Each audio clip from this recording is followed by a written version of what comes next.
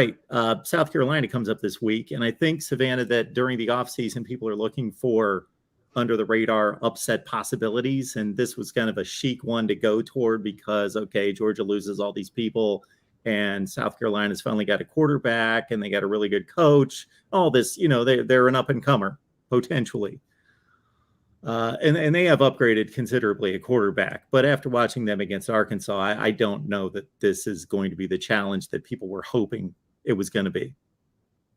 Yeah, I think they're going to give Georgia a test just because it's an SEC opponent. Spencer Rattler does have a lot of talent.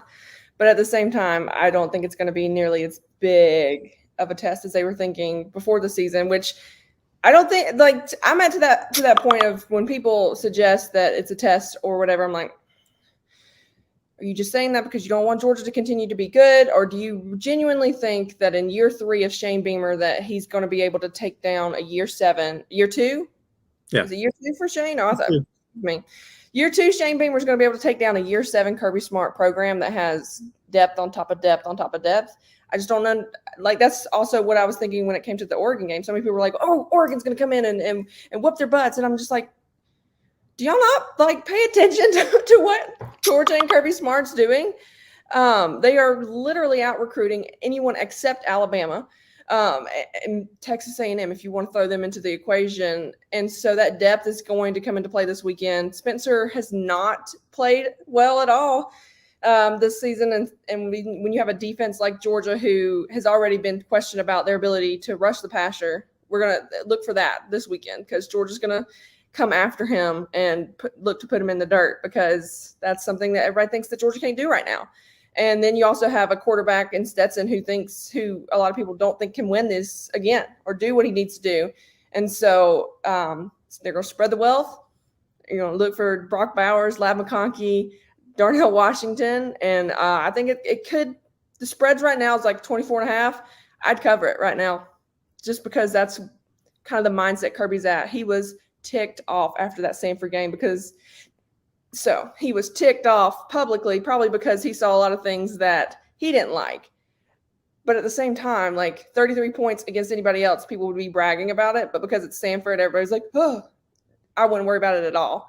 Georgia has one of the best offenses in the country right now, and that's unheard of for Georgia because, we're usually a defensive school. But I think number 2 on ESPN's passing efficiency right now. So look for Georgia to air it out. Then when it needs to, they're going to shut it down and be able to run the ball because that offensive line is going to get that push that so many people think that Georgia doesn't already get, but they do. That's what I will say. Like Stacey Searles, that first game against Oregon, the push his offensive line was able to get, unbelievable. Last week, they rotated like the entire line at a time outside of Cedric Van Pran at center. So the push that they were looking for, come on, guys. Like, pay attention to the rotating and everything else. Georgia's fine on offense. This week's going to show that because it's another formidable opponent, and I think Georgia wins. Even if South Carolina is as good or better at, and I don't believe this is true, but even if to have any kind of chance, they're better at quarterback and at skill positions on offense and let's say in the secondary. They're not, but let's give them that. I just think Georgia's so overwhelmingly better in the trenches that the game's not competitive. South Carolina played Georgia State, played Arkansas, who's really good. I get it, but they're bottom 3 in the country in rushing and rushing defense. Mm-hmm. They couldn't stop Georgia State running the ball. They couldn't run the ball against Georgia State, let alone against Arkansas. And now we go to Georgia. So it doesn't look pretty to me.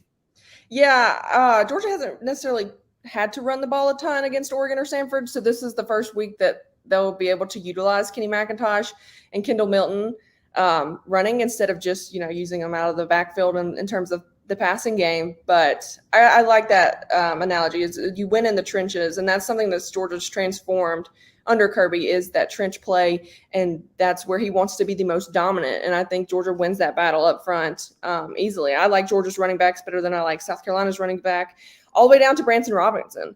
Like Branson is a little phenom who's just itching to get back out there. But because he has 2 veterans in front of him, he's going to have to wait his turn.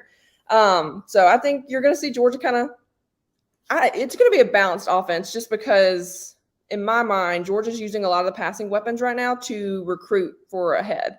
They're showing wide receivers and stuff that, hey, we do spread the wealth. We get the ball to a lot of people, but at the same time, getting back to the basics and being able to run it down someone's throat, especially someone like South Carolina, that's just SEC ball, and that's what Georgia's going to have to do.